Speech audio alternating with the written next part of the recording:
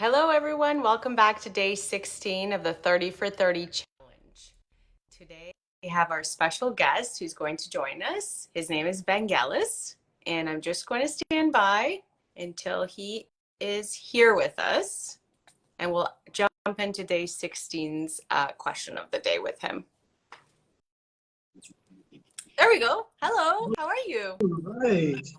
Very good. How are you? Wonderful. Thank you for being here today.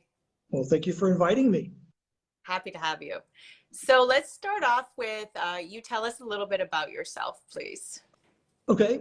I was born in Thessaloniki, Greece. I'm Greek. I was adopted by a German family when I was 2 years old in Texas. I started taking piano lessons when I was 8, took 10 years of classical, and started playing with studio musicians when I was 17. And that's what I wanted to do with my life. I wanted to tour and be in movies, and I was told by my parents, that's not a career. So for the next 43 years, I was in the world of technology, traveling over the world and teaching technology to all these different people. And 13 years ago, I ended up in a $1 million home in California, making $250 a year and hating my life. So that's when I started my transformation 13 years ago. And about 8 years ago, I started teaching all that stuff. And that's what my summit is about, is people that were in a very similar situation as me, not following their dreams, and not being happy. So that's where I am today. Wow. Okay. And your road to transformation has been a very interesting one. So the one that we recently graduated from, what was a little bit of, I'm going to ask you a question regarding that in a minute, but do you have anything that you want to share with us pertaining to that specific form of transformation? Well, to me, one of the reasons I joined HCL was because I wanted to have people to support me. I've been by myself all my life. And I was one of those out of control healers where I helped people that didn't really want help or ask for it, but I didn't have anyone to help me. And I spent all my energy and all my time helping others. And so HCL provided me a platform where I could meet people like you and everyone else that was so amazing and could help me to see parts of my life that I couldn't see. So that's one of the biggest things that I found from it. Beautiful. Okay. That's so important. Thank you for that. I'm going to jump into day 16's question, Right? which is, what is emotional intelligence and why is it important? Great. Okay. Let's start off with the intelligence part. So let's say you've got conception and you have a zygote. And that zygote, that cell, it replicates 2, 4, 8, 16, 32, 64, 128, and so forth. It goes through a bunch of different processes. And it finally gets to a stage called differentiation, where this cell says, okay, all of you cells are going to be heart cells. All of you cells are going to be liver cells, and so forth. And I always thought, how did it know to do that? Well, where is the intelligence? So there was a guy by the name of Dr. Bruce Lipton back in 1985. He did some experiments where he actually took the DNA out of the nucleus. And up until that time, everyone thought, well, the cell's going to die. It didn't die. And so they all realized, well, then where is this intelligence? They found it was in the membrane of the cell. And he went so far to say that every cell is an intelligent being. Okay, now let that sink in. Every cell is an intelligent being. So you and I are made up of 52 trillion cells. They all communicate with each other. In fact, they took some cells off of somebody and put them in a petri dish in a different room, applied a stimulus to this person. Those cells responded immediately like these cells did. So cells don't know time. They don't know space. Intelligence, it's a connectivity. That's why we're all connected, right? So that's kind of the intelligence part of it. Now let's go to the emotional part. So back in the 70s and 80s, oh, by the way, his book is called Biology of Belief, if you'd like to read up on all the stuff about him. There's a lady by the name of Candace Pert who worked in the National Institute of Health. And her experiments, prior to her experiments, people thought that all of your systems, the endocrine, the gastrointestinal, neurological, and the immune system all worked separately. She proved they don't. And she said it was because the molecules of emotion communicated between all 4 systems. And then what she also found out was that Sir Isaac Newton's law of energy, thermodynamics, says energy is neither lost nor destroyed.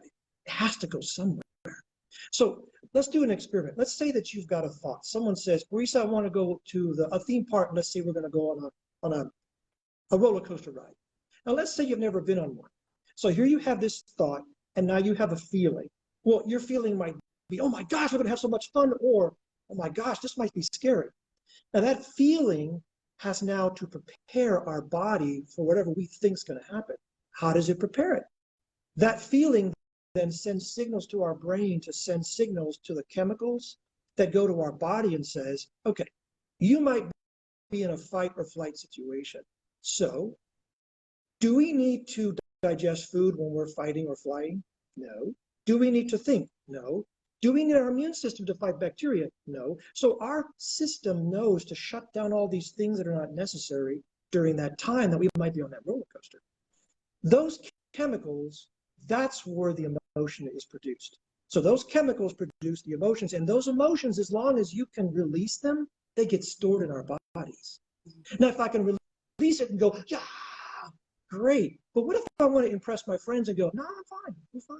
So I suppress those emotions. Now, remember, energy is neither lost nor destroyed. It has to go somewhere. So it goes back into my body. Now, the result of those emotions, there's an action. I just did my action, I suppressed it. Now there's an experience. I don't like roller coasters. That goes into my subconscious. Now, the next time someone says the word roller coaster, that's a triggering mechanism. Now, am I at a theme park? No. But that feeling that was associated to that thought produces those chemicals as if I'm at the park. Your subconscious doesn't know time, space. It's not biased. It doesn't know if something's good or bad. So now those chemicals prepare me. I'm not digesting. I'm not thinking. My immune system is off. All these things. What's my action? As if I'm on the roller coaster. What's my experience? Oh my gosh, I knew it. That is what we call a pattern. That's a pattern. And it's just triggered. So why is it important to understand emotional intelligence?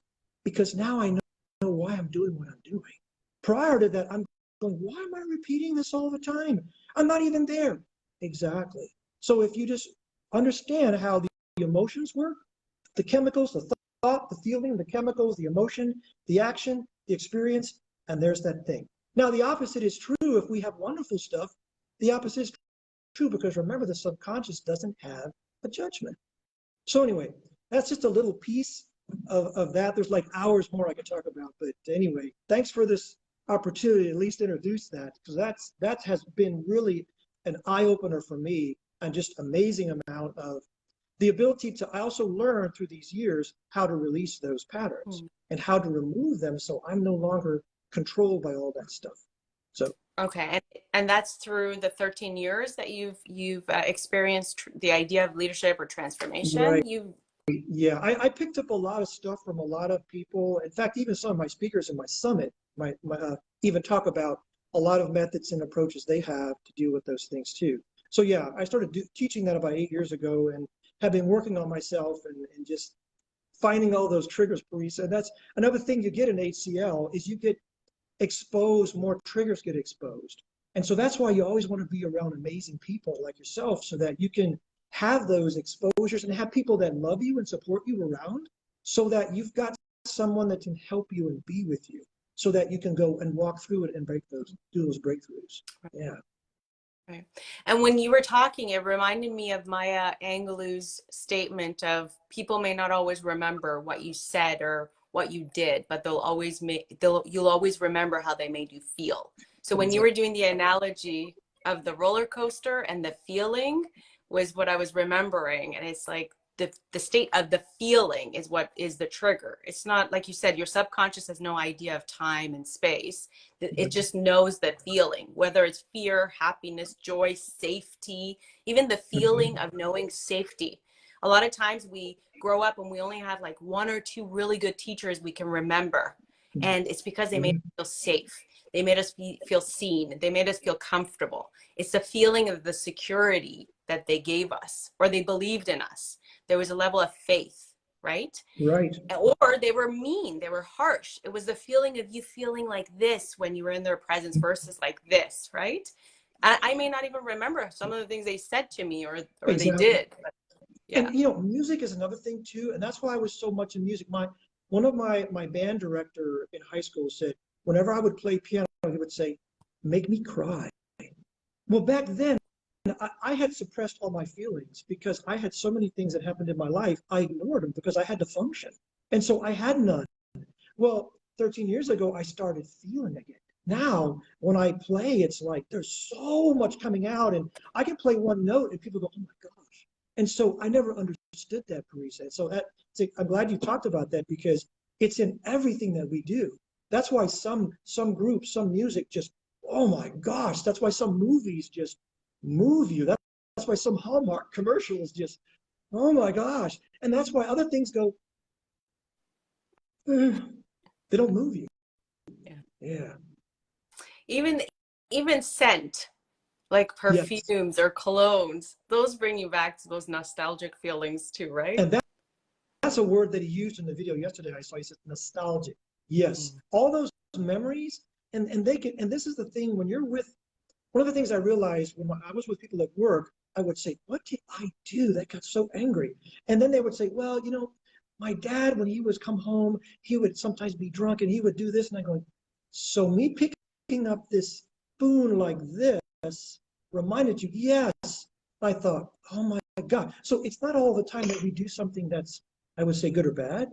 It's just that memory. So that smell, like you said, anything that reminds us, it comes out of that subconscious, automatic. As long as it's wonderful things that support us, you like that way. I used to hate my subconscious because I would say, "God, no, it works perfect." It's just that the stuff was in there, wasn't producing or creating a life that I really enjoyed.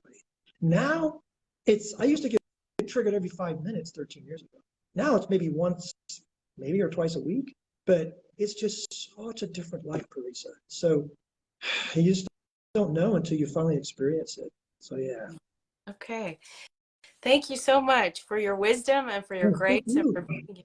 It was a pleasure to speak with you as it always is. So thank you for being here. It was an honor to have you. Well, the honor was mine too, Parisa, and what a topic. I mean, you did perfect, just perfect. Thank you. Thanks, Vangelis. Thank you. Have a great You day. too. Bye. Bye.